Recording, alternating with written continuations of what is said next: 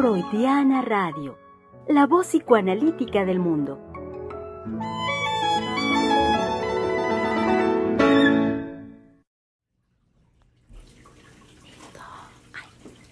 Freudiana Radio, la voz psicoanalítica del mundo, les da la bienvenida, querido público. Hoy, jueves 28 de agosto del 2025, último programa del mes de agosto. Y presentando a mis colegas que el día de hoy me acompañan, la doctora Ingrid Nissen. Hola. También está con nosotros la doctora Patricia Aguilar, la doctora Valeria Reyes. Hola. Hola, doctora Valeria, muy buenas tardes. Buenas tardes. Alan Yáñez también está aquí con nosotros. Hola. Alan, ¿pronuncié bien su apellido? Sí, está bien, Yáñez, gracias, Alan Oscar. Yáñez, estaba haciendo memoria y dije, ¿cuál es el apellido de Alan? Alan Yáñez, muy bien. Y en los controles y en la participación, también con nosotros, Mayra González. Sí, hola Oscar. Y presentando, el día de hoy dándoles la bienvenida, Oscar Hernández, esperando a que nuestra querida directora del centro, la doctora Silvia Heiser, nos acompañe en un momento más. Hola doctora, muy buenos días. ¿Qué tal? Buenos días. Y bueno doctora, el día de ayer justo en el programa en vivo platicábamos, no recuerdo si era exactamente durante la emisión o más tarde, que lo significativo del trabajo de la conversación del día de hoy va en la línea del cierre o una conclusión o abstracción del trabajo que hemos hecho durante el mes. Pues Sí. habíamos hablado un poco de que probablemente podíamos hacer una síntesis del trabajo en relación a Freud. No concluirlo porque bueno, pues todavía... No sería como la primera parte de la biografía de Freud, pero sobre todo sería repasar los puntos relevantes que cada uno de los colegas del Centro de Investigación y Estudios Lacanianos ha obtenido precisamente de esta experiencia, que para todos nosotros es de todos modos nueva, porque aunque hayamos leído anteriormente la biografía de Freud, siempre que volvemos a los textos que tienen que ver con Freud, hay un descubrimiento nuevo y hay indudablemente una intensidad del encuentro con aquello que en la primera, en la segunda o en la tercera leída no habíamos captado. Entonces, bueno, como que el psicoanálisis es terminable e interminable, interminable. Y esto es muy bueno, digamos, porque luego se entiende que lo que hizo Lacan fue terminar con el psicoanálisis. No, tampoco. Él lo dejó abierto en ese punto de lo interminable. Me voy para hacer otro, dice Lacan, ¿sí? Pero no se concluye aquí el quehacer psicoanalítico. Así es que de eso se trata. Sí, doctora, así es. Y bueno, ayer en la participación sale justo, híjole, es que hay varias cosas que quiero decir, no sé por dónde iniciar. Sin embargo, a manera de síntesis, me permitiré decir que en la biografía de Freud está plasmado permanentemente el amor y la pasión que él tenía, tanto por el psicoanálisis y también que eso iba permeando en su vida familiar, con sus amigos, llámese Fliess, llámese también Jung,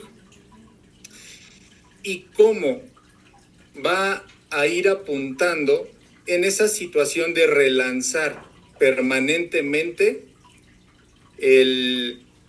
puedo decir como el sujeto, que uno no se quede, o más bien que ese vacío no sea un momento de destrucción, sino pueda ser una oportunidad para transformar o para transformarse uno mismo. Sobre todo, digamos, en estos tiempos en donde definitivamente el aislamiento por medio del celular, por medio de la inteligencia artificial, por medio de todo el desarrollo admirable, magnífico, extraordinario de ¿cómo podríamos decir?, de la información a través de estos medios, en lugar de beneficiar las relaciones amorosas entre los seres humanos, ha lacerado gravemente la relación con el otro, como si la relación con el otro fuera una característica de digamos, de lo insoportable, de la diferencia radical que el narcisismo primario presenta en todos los seres humanos, ¿no? Es decir, las comunicaciones han venido a reforzar ese aspecto brutal de lo insoportable que viene a ser la relación con el otro, bueno, empezando por los padres, ¿sí?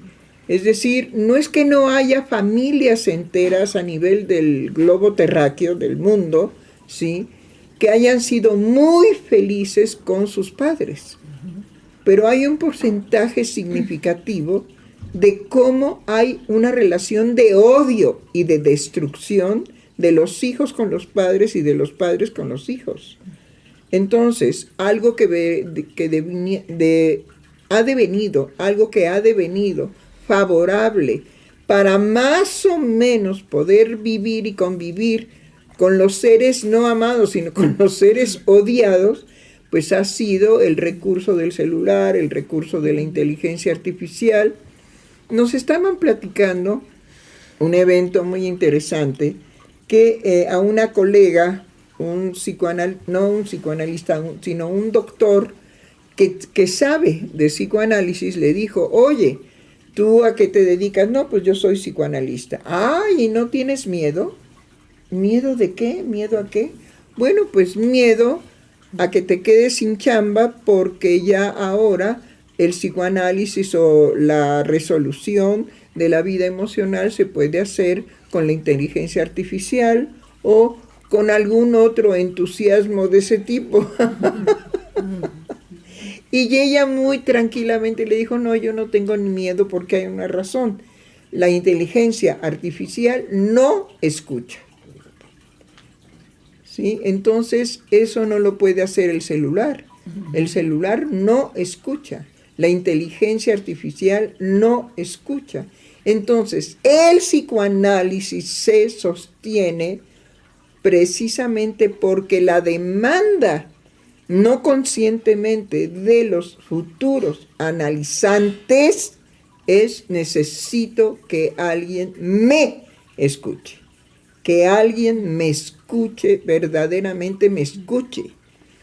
Y que dejaríamos en la pobreza a los psiquiatras y a sus benditos medicamentos a partir de manejar la angustia que se desencadenó, porque en 14 días uno podía morirse. Me estoy refiriendo al evento de la pandemia, ¿sí? Con mayor urgencia necesitamos que alguien nos escuche. Entonces, el ser escuchado forma parte precisamente de la iniciación de un tratamiento psicoanalítico. Los sujetos que van a análisis demandan, sin saberlo: necesito que alguien me escuche. Y pues aquí estamos. Alguien, sí, necesita que lo escuchemos. Y en eso estamos. Eso es lo que no proporciona ni la inteligencia artificial, ni el celular, ni a Chuchita la bolsiera. ¿Sí? No. Sí, doctora, sin dudas. Sin embargo, ahorita las manifestaciones, recuerdo, yo creo que apenas esta semana, que ya una marca específica de juguetes, no recuerdo si es Fisher Price o Mattel, están sacando tablets, están sacando celulares, justamente con ese propósito, ya que los bebés o los niños ya tengan el acceso a este tipo de aparatos electrónicos. Desde luego que ya los papás lo han hecho. ¿Con qué? Con el acercamiento directo del celular o el acercamiento directo de la tablet, pero que va ya en esta línea comercial. Eso es a mí lo que me impactó, que ya comercialmente se está viendo cómo estas empresas están haciendo uso de eso habitual o de eso común en las relaciones entre padres e hijos. ¿Cuál? ¿Pero cuál? ¿La escucha? No, desde luego que no hay ninguna escucha. Es en esa situación de un abandono, de un desinterés por parte de padres hacia hijos, y es donde justamente este tipo de empresas pueden ver un beneficio. Bueno, es decir, desde que aparece todo el desarrollo importantísimo y muy significativo desde el siglo XX, y sobre todo el auge en el siglo XXI de las comunicaciones, indudablemente que le pegan muy bien al clavo, porque las comunicaciones son verdaderamente el corazón, el pulso, el latido de la vida cotidiana de los seres humanos, de todo el globo terráqueo, las comunicaciones. Por eso, en las comunicaciones se pueden transmitir mentiras que crean toda una sensación y pensamiento, puede ser de felicidad, de amenaza, de guerra, de desolación, aunque sean noticias falsas, no importa, ¿sí? Creemos, porque necesitamos creer en las comunicaciones. El ser humano, al desarrollar un lenguaje, pues no es posible que lo desarrolle para hablar con él mismo y un espejo. ¿Sí? Mi yo. Y entonces se diga a esa imagen que representa su imagen, ¿sí? Por medio del espejo, me amo, yo me amo. Y entonces el espejo le conteste, digamos, como en el cuento de Blancanieves, ¿no? Sí, tú, pendejo, porque no es posible. No, ojalá fuera así, pero no es así. Simplemente no hay respuesta.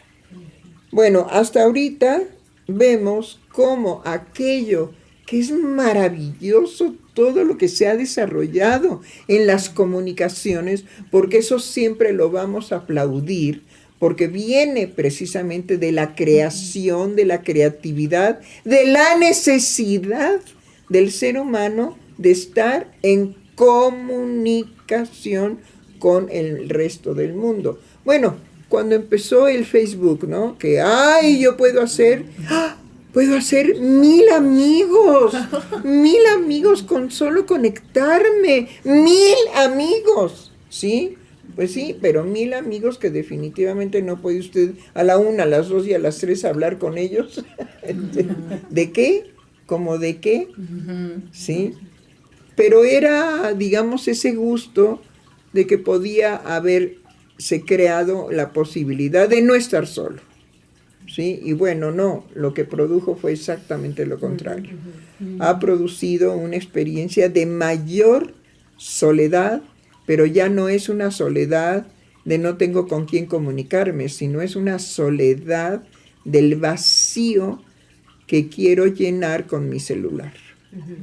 Es decir, estoy embromado, involucrado con el celular, demandándole al celular que me llene de aquello que no es posible para el pobre celular, ¿sí? Cubrir. Bueno, para eso estamos los psicoanalistas freudianos de orientación lacaniana, que nos dedicamos al encuentro con el otro a partir de la palabra. Y me hace pensar cómo esta magnífica creación, que ahorita pues sí puedo dimensionarla por lo que nos dice, como las comunicaciones, como creación del ser humano, cómo toca algo de lo propio en relación a lo primero que nos hablaba del narcisismo primario, donde ahí la persona lo puede tomar para no llevar el encuentro que es incómodo con un otro, que piensa diferente, que le puede responder no estoy de acuerdo, o que ni le responde, que ya lo vio feo. Entonces, como el ser humano, si toma de esa misma creación de las comunicaciones, algo que lo va a tocar o algo que es propio de él. Indudablemente, bueno, ¿en qué lo va a tocar? Estamos hablando en valores entendidos, narcisismo primario. ¿Qué carambas es eso? ¿Quién sabe? Nosotros tampoco sabemos. Ni crean que les vamos a decir a nuestros queridos radioescuchas, nosotros sabemos. Les vamos a decir lo que es el narcisismo primario. Ah, primario, sí, porque hay el secundario, el terciario, hay el narcisismo 1000. ¿Sí? No va por ahí. Es hasta cierto punto un defecto en hablar de esa manera, pero vamos a sostener el enigma de a qué nos referimos con el narcisismo primario, que es precisamente la lengua que hablamos los psicoanalistas entre psicoanalistas, y luego ni entre psicoanalistas nos entendemos, ¿eh? No. Afortunadamente no nos entendemos, y eso es lo que va dando una dinámica para buscar el entendimiento, el cual definitivamente es imposible.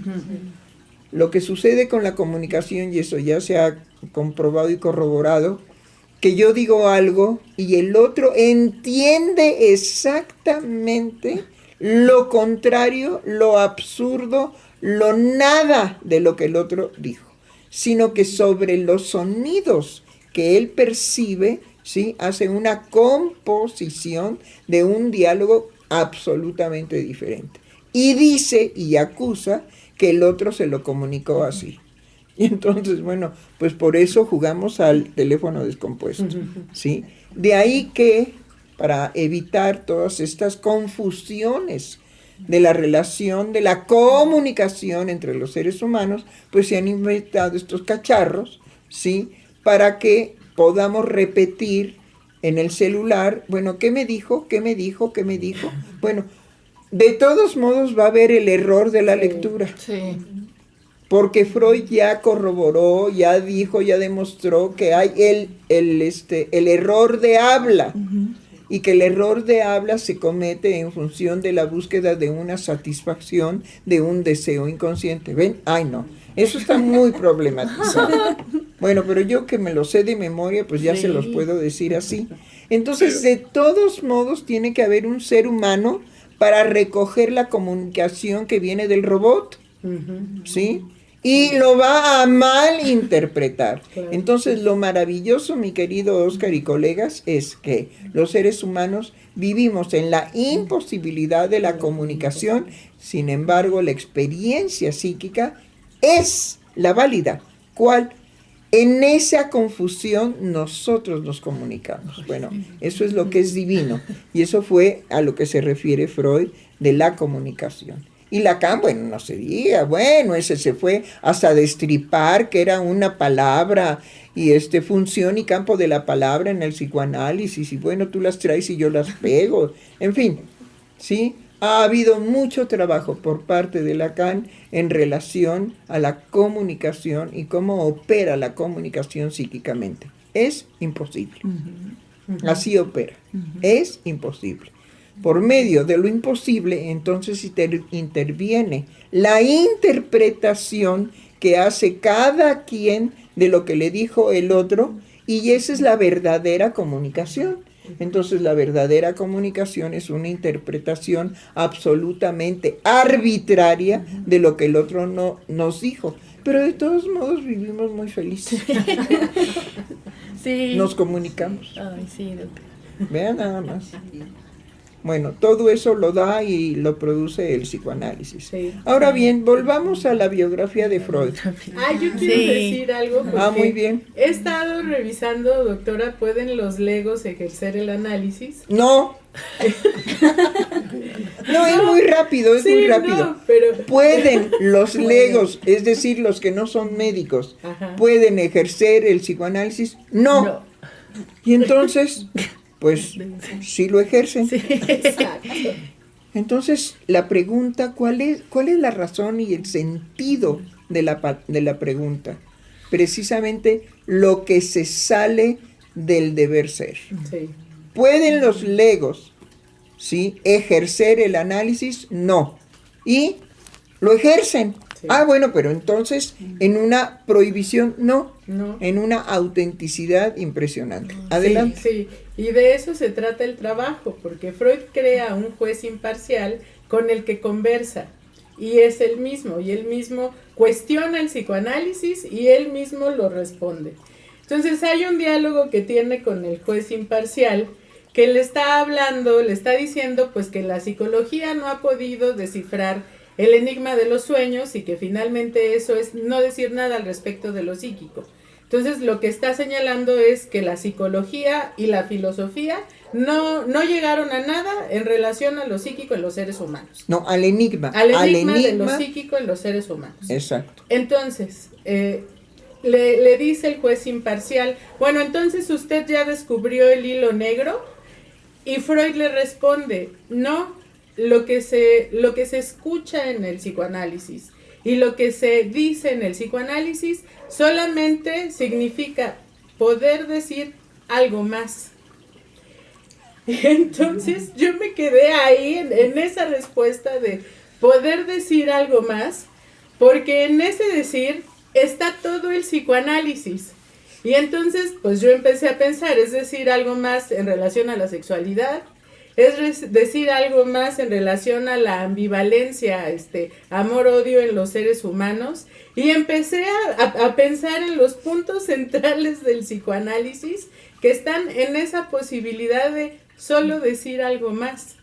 Y además déjenme decirles, con una ética del psicoanálisis cual, y eso más es insuficiente. Sí. No alcanza. Sin embargo, como aquello que se dice más y no alcanza, produce efectos de amor. Ahí sí, a ver, que venga un psiquiatra y que me diga que no es cierto, ¿sí? Eso imposible, eso que no se ajusta a decir algo más y ese algo más es insuficiente, produce por la insuficiencia el desarrollo de un amor. Y eso se vuelve complementario. Entonces entendemos esa frase maravillosa de ama y haz lo que quieras. Después de eso, échate a dormir, trágate todas las pitayas, por ciento, desapareció la pitaya de ayer. Desapareció, no, ahí está, ya apareció. Cómete todas las pitayas del árbol, en fin. Nada de eso te complementará, pero por tu incompletud serás capaz de desarrollar lo que nosotros llamamos el amor. ¿Y qué es? Pues eso. ¿Cuál es eso? Pues en cada uno es una originalidad. ¿Y cómo se llama? Pues mira, hasta ahorita lo llamamos amor. Ya en el próximo siglo, quién sabe cómo se nombre, porque también el lenguaje como posibilidad nos juega unas bromas muy pesadas, ¿sí? Lo que nombramos no es. Por eso esa portada de esta gran, ¿qué es? Novela, no me acuerdo ahorita. Esto no es una pipa. Ajá. Y entonces estaba en la portada de la, ¿qué era? ¿Novela? Sí, me parece que sí, y es también una... Bueno, es un trabajo, ¿no?, importante. Pero el solo hecho de que en la portada de un libro apareciera una pipa para que en el lenguaje apareciera esto no es una pipa, ¿sí?, nos da precisamente la dimensión de lo que ahorita hemos estado hablando. Sí. Cómo el lenguaje no alcanza, cómo el lenguaje nos confunde, nos engaña. Nunca decimos lo que queremos decir, siempre decimos otra cosa. Sí. Y gracias a todo esto, ¿sí?, surge el amor. ¿Y qué es el amor? ¿Quién sabe?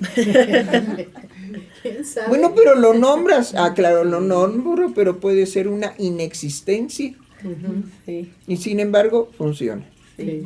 Lo encontré, doctora, que dice que es un cuadro de René Magritte. ¡Ay, sí, es verdad! Es Magritte. Ajá. Sí, claro. Uy, bravo. Qué bueno que me quedé desmemoriada para que entonces la prueba de haber perdido significativamente la memoria en mucha información me hace que busque nuevamente la información. De lo malo, lo mejor. Y dice que Foucault hace un ensayo sobre Magritte. Sobre Magritte. Y tiene en la portada la imagen. La imagen. Mire, entonces es un ensayo de Foucault. de Foucault Y si el al libro se respecto llama- del cuadro de Magritte. Ajá, ensayo Del sobre pintor Magritte, surrealista. Sí, claro, pues es precisamente aquel que dijo, México es surrealista. Ajá. Y entonces le dijimos, sí, nosotros adoramos a la Coatlicue y no a la guadalupana. Ay, lo cual es una mentira, ¿no es cierto? Entonces, dicen- Pero ¿verdad que lo podemos decir? Sí. Pues esa es la bronca. Por eso López Obrador dijo, bueno, hay que crear un espacio en las mañaneras para hablar de las mentiras de las noticias. ¿Y sirvió de algo? Sí. Ay, sí. ¿Cómo no? De la cantidad de noticias que eran falsas, falsas de toda falsedad.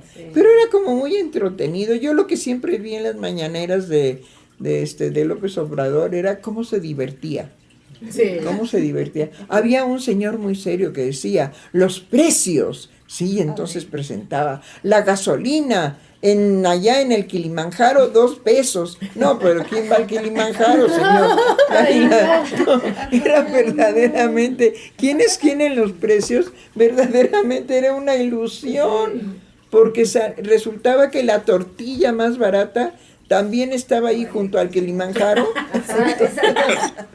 Entonces, Que la canasta pues, básica de Chedraui de Sonora. nos no, pues sí, convenía no, también. qué bueno que había un lugar en donde todo estaba muy Recóndito, barato, pero pero inaccesible al resto de la humanidad, ¿no? Sí. No, genial. Yo me divertía porque me daba cuenta de que quién es quién en los precios.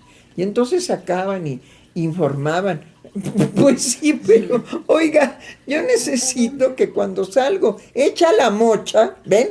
Eso sí lo entendemos, ¿verdad? Echa la mocha, ajá, voy a la gasolinera de la esquina, me cueste la gasolina lo que me cueste, no me importa, ¿sí? Y, ¡ay, me quedé sin gasolina! No, ya me queda medio litro, no llego. Entonces voy y cargo, ¿y cuánto es tanto? Ah, perfecto, gracias, señorita. Yo ahí lo veo, no en el precio que me costó, sino el cómo me salvó que hubiera una gasolinera en la esquina de mi casa. Sí. No, eso es genial, esa es la vida psíquica de los seres humanos. Sí. Por eso psicopatología de la vida cotidiana. Sí, a ver, usted Ay, quería sí, decir algo. doctora, A justo ver. yo estuve en eso, ahí de la psicopatología de la vida cotidiana, porque bueno, esto es un trabajo que escribió Freud en 1901, digamos que dentro de todo lo que fue nombrado después por él mismo, según Ernest Jones, el biógrafo, como un espléndido aislamiento.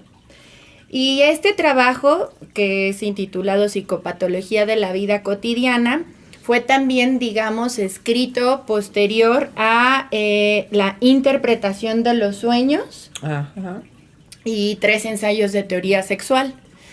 Entonces, a mí lo que me llamó la atención, bueno, ustedes también lo estuvieron tratando hace unos días, fue que aquí Freud, de lo que habla, y bueno, de lo primero que nos comparte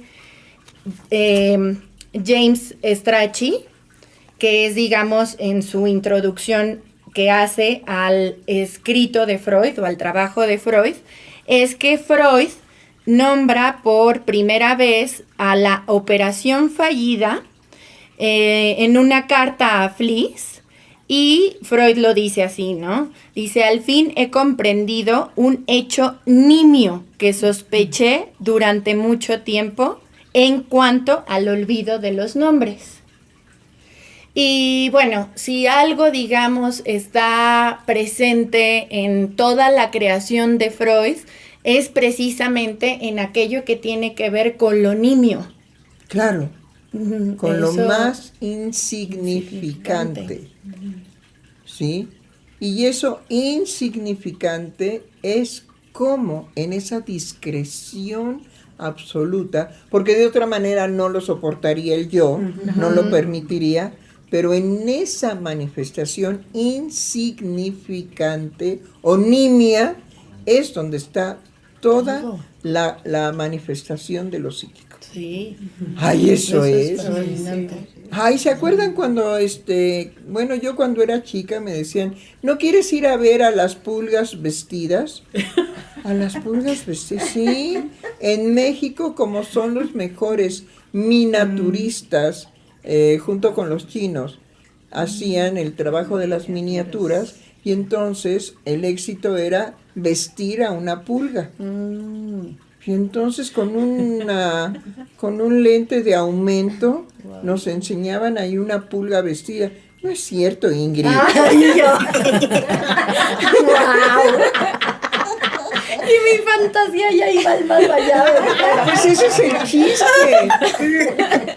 Con su vestidito. Eso no. Es que vi que se estaba fascinando. Ingrid volteó a verme así como, de veras, doctora. Entonces la vi en esa infancia, digamos, de los 3 años, fascinada, encantada, feliz de que habían vestido a una pulga. Y si yo le hubiera dicho, y la vistieron de Blancanieves, ¡ah! Sí, no. Aún más. Y había también la bruja de Blancanieves, ¡ah! Y había pulgas más chiquitas que eran los enanos de Blancanieves.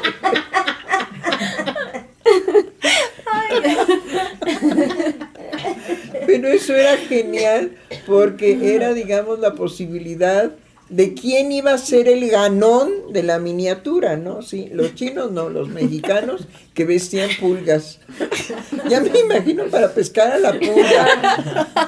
Luego adormecerla, pues la tienen que adormecer para hacerle su vestidito. Ay, no, ya. Ay, sí, me remontó. No, Momentos muy particulares.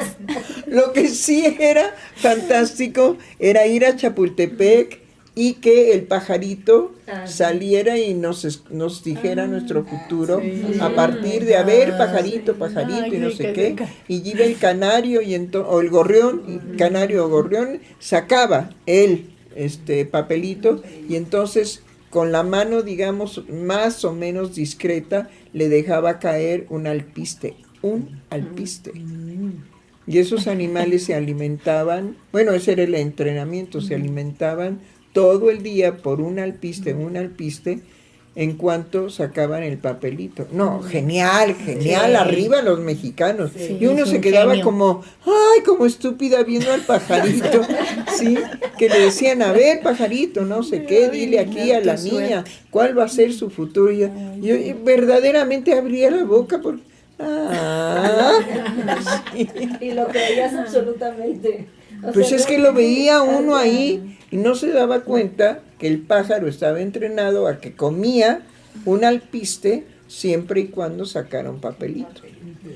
Pero lo que era maravilloso era el entrenador. ¿Cómo se ingeniaron a entrenar a los pájaros? Bueno, y que no volaban, no se iban. no se iban. Salían de la jaula a hacer su quehacer y se regresaban a la jaula. No, bravo. Bueno, eso se quitó, se perdió en Chapultepec, eso era en Chapultepec. Y después uno iba a las lanchas, ¿sí? A hacer la cola y ahí empezaban los alborotadores y empujaban a la gente y no, sálgase de la fila y para atrás y ese se metió. Y entonces el divertimento de la fila eran los trancazos que se iban a dar los señores con los malditos abusivos. Entonces había especialistas gorilas que traían de Tepito para que golpearan al que se metía. Y bueno, a mí no me gustaba ir a Chapultepec a conseguir la lancha porque siempre había eso. Y mi papá me decía, no seas cobarde, no te asustes. Ahorita van a controlar eso. No, eran unas escenas verdaderamente, a mí sí me asustaban mucho. Sí. Pues ese era el divertimento. Ir a conseguir la lancha, sí, para remar en el lago de Chapultepec, apestoso, lleno de todas las pestilencias habidas y por haber, hasta que bueno, lo drenaron, lo limpiaron, pero eso ya fue en los años 50. Muy bien, México, mi México. Ay, sí. ¿Ustedes saben lo que quería decir el grito de ¡Aguas! ¿Sí? A ver, díganselo al público. Pues era el grito de cuando no había drenaje Y entonces pues, aventaban por la ventana ajá, pues la pipí o los orines que se orines acumulaban durante la noche en las basinicas que se guardaban debajo de la cama. Sí. Entonces, cuando México, iban a aventar la cubeta por la ventana, gritaban aguas para que los que estuvieran pues abajo sí, se quitaran. Ajá. Y después en Tepito se usaba aguas, ¿sí? Cuídate de la chota que viene. Bueno, eso fue cuando yo quise conocer, los barrios bajos de México. Sí. Y un señor muy inteligente también de barrio me dijo, niña, este no es un lugar para niñas como usted. Váyase de aquí. Y sí, me fui por terror. Sí. Terror, la advertencia era de terror. Aquí no. Niñas como usted no tienen que venir aquí para nada. Ay, yo que quería investigar. ¿Sí? Pero al menos me aprendí algunas cosas. Como esa. ¡Chale, mano! ¡Que ahí viene la chota! ¿Cómo ven? La doctora Heiser, ella tan refinada, porque bueno, mi familia fue, sí, muy refinada, y entonces, pues a mí me enseñaron ese refinamiento, ¿no? Pero a mí me llamaba la atención lo que estaba prohibido, todos esos barrios bajos, ¿no? No, y las peleas en la calle en México eran cotidianas. Sí. Y llegaban con el silbato, la policía, ¡pip, pip! Y entonces pues ya vienen los policías y cada golpeador corría para un lado, para el otro. Y ya cuando llegaban no encontraban nada. Y pues no había celulares como ahora para echar una fotografía o una llamada. No, para nada, para nada. El teléfono en México era, digamos, un lujo y estaba en las casas de los ricos y pues no había casetas en la calle. Había el estanquillo. Entonces en el estanquillo se hacía cola para hacer una llamada telefónica, ¿sí? Y me parece que era así algo inconcebible. Creo que costaba 3 centavos o 2 centavos la llamada, ¿sí? Ah, bueno, porque a mí me tocó la nominación del dinero en centavos, ¿sí? Sí. Y ya un sueldo de 5 pesos ya era un sueldo, un buen sueldo. Se podían comprar muchas cosas con 5 pesos y se podía vivir más o menos bien. Imagínense. Pero bueno, corría el oro, corría la plata, corría el cobre, ¿sí? Ahora sí que México de mis recuerdos. Sí. Pero a mí me tocó vivencial, ¿sí? Íbamos y comprábamos por 1 centavo 3 o 4 charamuscas y 2, ¿cómo se llamaban los otros? Ahorita se me olvidó. Bueno, y eran unos dulces que se compraban, pues muy cerca de donde uno vivía había un puestecito de charamuscas. De charamuscas y de los otros que eran de piloncillo, los dulces, se pagaba 1 centavo. No, 5 centavos era una fortuna. Sí. Bueno, eso ya se desapareció. Sí. Hablemos de la biografía, no de México, sino de la biografía de Freud. Entonces Freud, ¿sí? Entonces Freud hace este trabajo de pueden los legos ejercer el análisis, precisamente para hablar de la diferencia del psicoanálisis como creación en relación a la psicología, a la psiquiatría, y ese punto en la traducción de Ballesteros está sobre el psicoanálisis profano. Ahí está, que es el que nosotros practicamos. Sí. Nosotros practicamos el psicoanálisis profano, no el psicoanálisis escolarizado, no el de la academia, sino el profano, que es el auténtico. Sí, y hace un cuestionamiento muy duro Freud en relación a los médicos y que los médicos tampoco estaban preparados para tratar lo psíquico de los seres humanos. No, imposible, imposible. Los médicos en aquel entonces como ahora, sus grandes oportunidades y descubrimientos estaba en lo que ahora se lleva a cabo de una manera muy común, ¿sí? El traslado de órganos que se pueden poner para continuar la vida. Una vida bastante difícil, Sí. pero bueno, la gente le gusta que aunque sea difícil, sigue viviendo con un riñón prestado, ¿no? Sí. El trasplante de órganos. Para eso sí sirve la medicina. Pero para ver lo psíquico de recibir un trasplante de un órgano de un muerto, que generalmente son de muertos, ¿sí? Bueno, imagínense todo lo que eso psíquicamente representa para aquel que lo recibe, ¿no? Sí. De hecho, muchos de los fracasos de los trasplantes tiene que ver con lo psíquico. Sí. Cómo hay un rechazo del organismo porque hay un rechazo psíquico del órgano de un muerto. Sí. Las córneas, por ejemplo. Ay, sí. Pues tenemos nosotros en México un premio Nobel, ahorita no recuerdo el nombre del doctor, pero es un premio Nobel en córnea.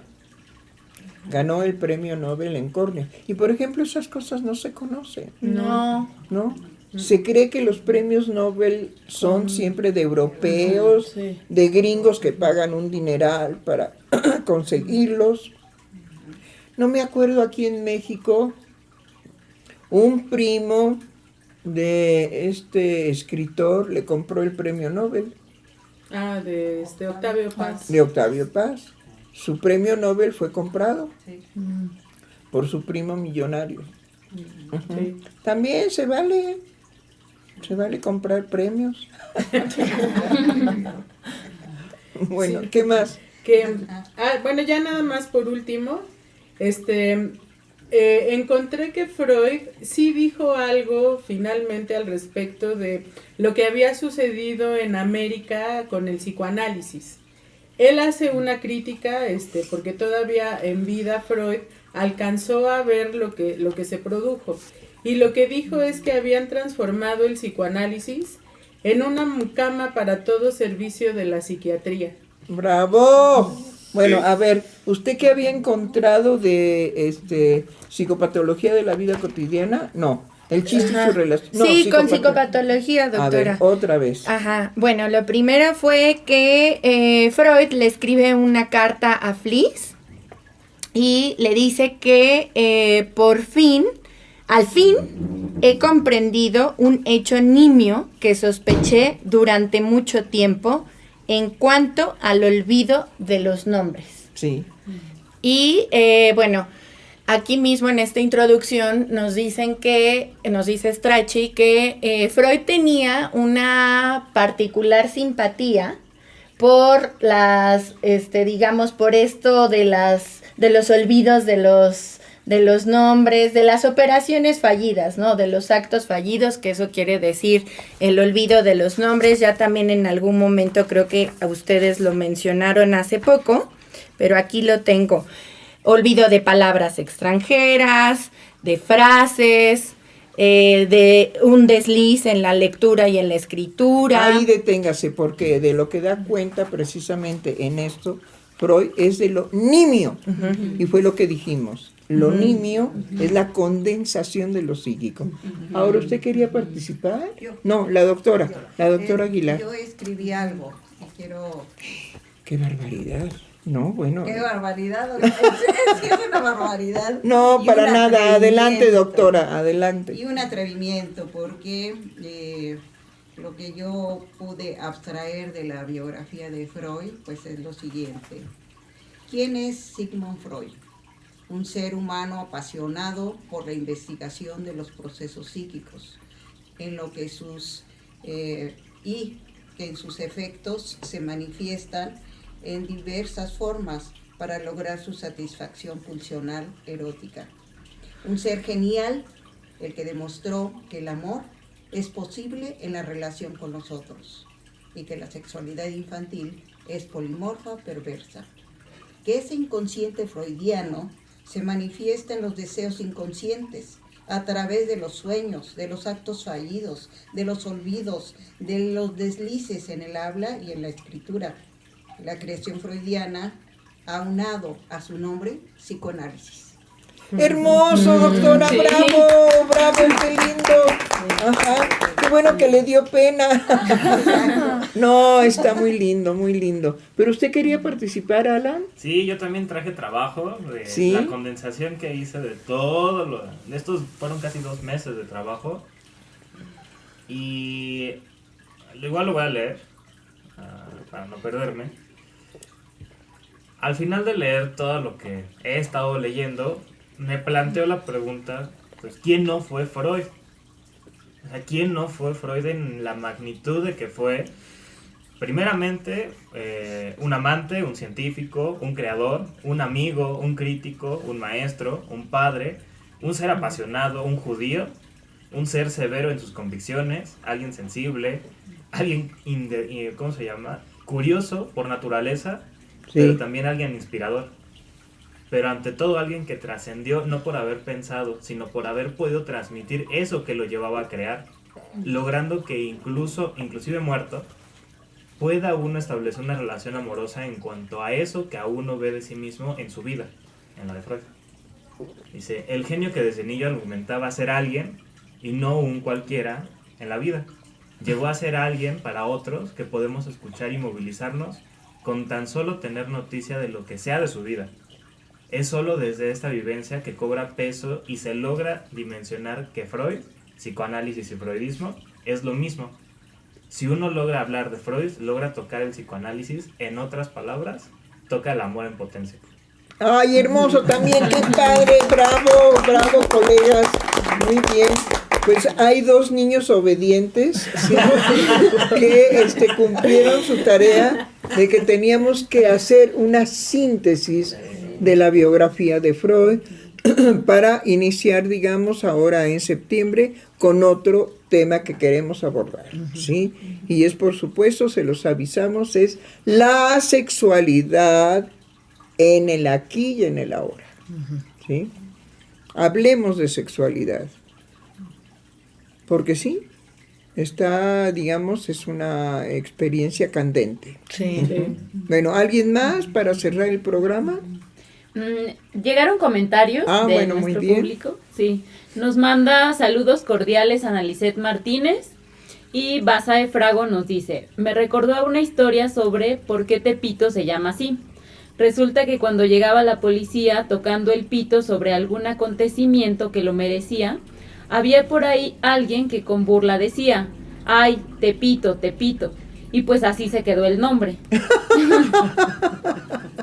Genial, qué divino. ¿Quién es esa persona tan amable? Basae Frago.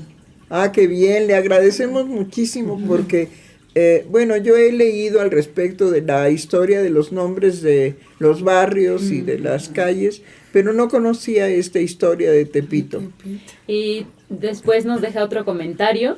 Con el tema de los médicos, me recordó a otra historia sobre Pachita, de quien se decía era poseída por el hermanito, quien resultaba ser Cuauhtémoc, y que éste a su vez hacía operaciones con un cuchillo de monte. A través de los registros de Jacobo, que testimonió estas operaciones, comentaba que si algún órgano trasplantado no era aceptado, no era por el órgano en sí, sino porque la persona no lo quería verdaderamente.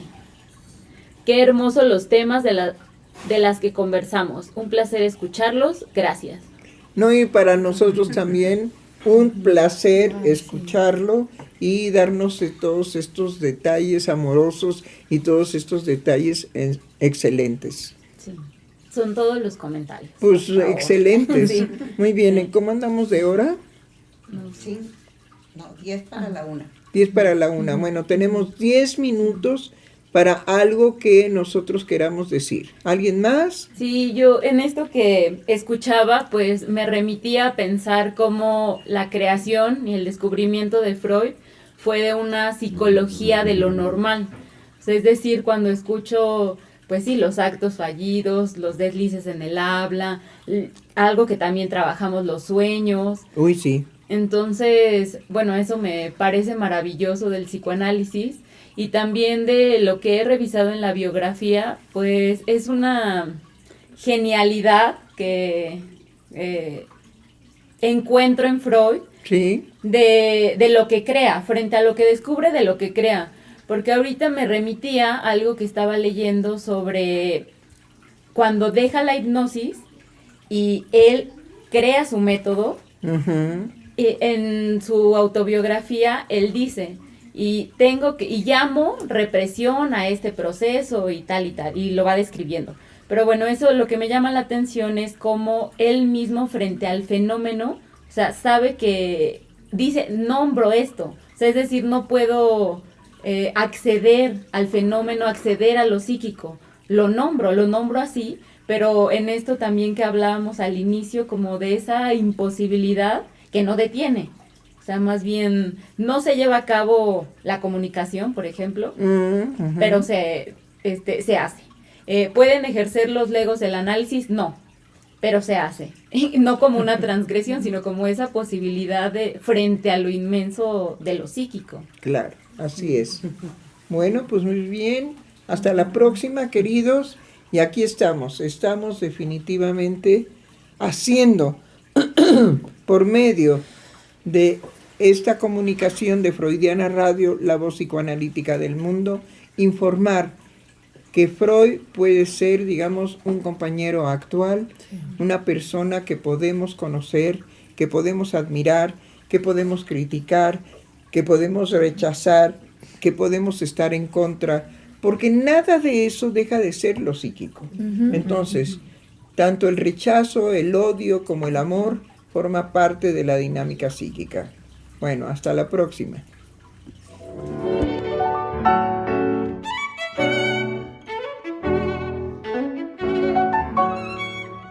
Freudiana Radio, la voz psicoanalítica del mundo.